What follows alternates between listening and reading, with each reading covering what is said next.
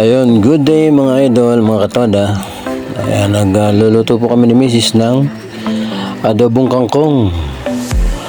At ito po ang aming pananghalian. Mayroon pong sahog na tokwa. Ayan po mga katoda. Ating susubaybayan ng pagluluto ni Mrs. Nagigisa po ng bawang at sibuyas with sili. Yun.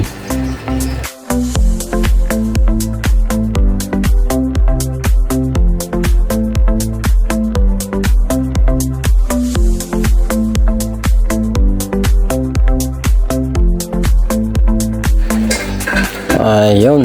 Inulog na po ang pinrito po muna yan. Yan po yung tokwa, mga idol. Ayos, yummy yan.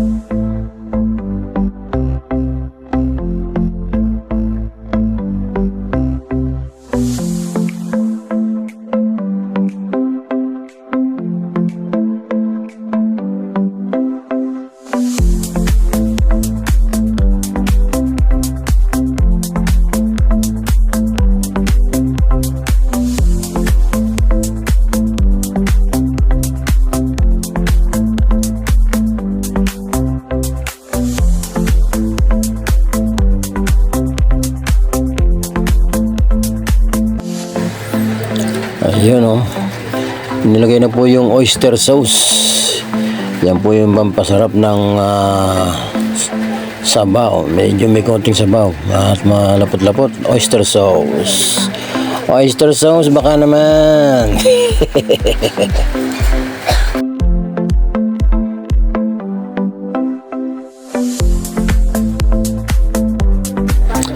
Ayun, lalagyan na po ng bechin. Pambalasa, konting bechin. Ayan. At ilalagay na rin po ang nori melts, mga idol, nori melts. Para wala nang baboy, kundi nori melts lang ating ihalo-haluin. Ayan, talagang masarap to. Healthy, mga katoda. O, yan o.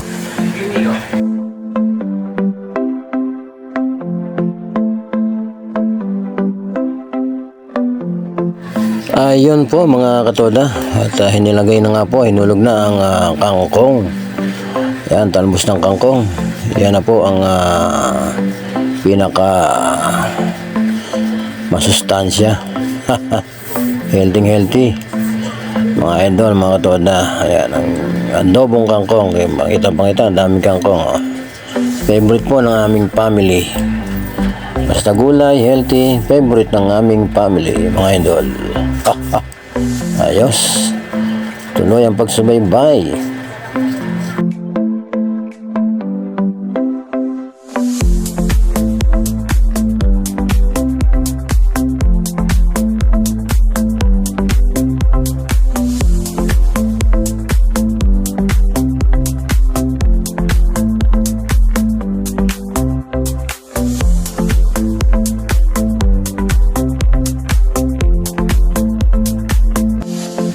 Ayun o, tinakpan para madaling lumambot. At ayan na nga po mga idol, lumambot na at biglang nangunti.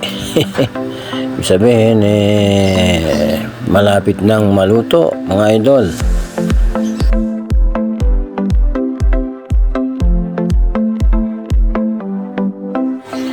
Ayan na nga po, nilagyan po ng dato puti, toyo. Ayan, dato puti, baka naman.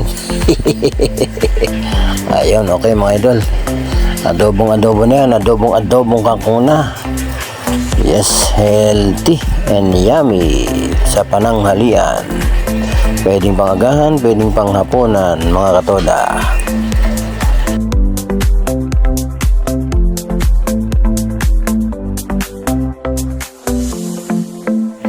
Ayan nga po, tinakpan para mabilis maluto. Ayun, pagkatanggal ng takip, kumukulo-kulo at malambot na. At pangita na mga katoda na luto na. Ayan ready to eat na yan mga idol, mga katoda. Ayun. Tara, biglang nawala yung kangkong. Ang kitang-kita ngayon ay ang tokwa. Let's go mga idol, luto na. Kain na.